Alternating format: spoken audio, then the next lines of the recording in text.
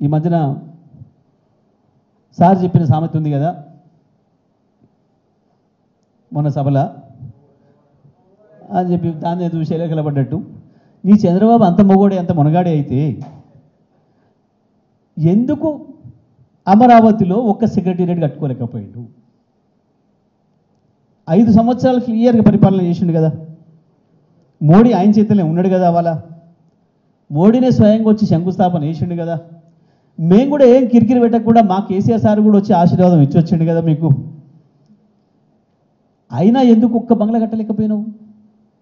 మా కేసీఆర్ ఉన్నదాన్ని ఊలగొట్టి అద్భుతమైన బంగ్లా కట్టిండాడ సచివాలయాన్ని మొత్తం భారతదేశం అంతా వచ్చి చూసేటట్టు.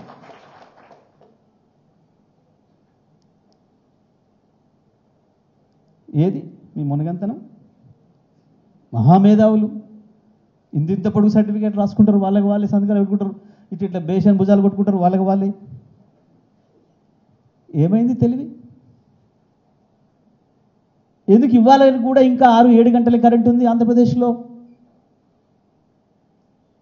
ఇవాళకి కూడా 6-7 గంటల కరెంటు రైతాంగానికి.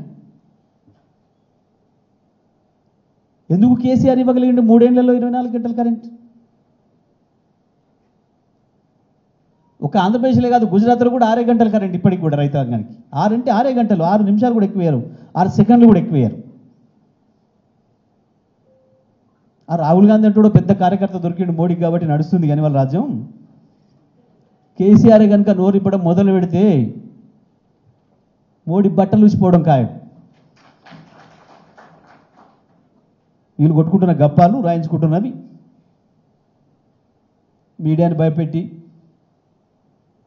పొలిటికల్లోనే భయపడుతుండే ఈడీలకు ఐటీలకు.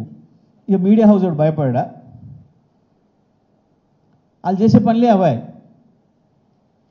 ప్రతినిత్యం భయమేనా?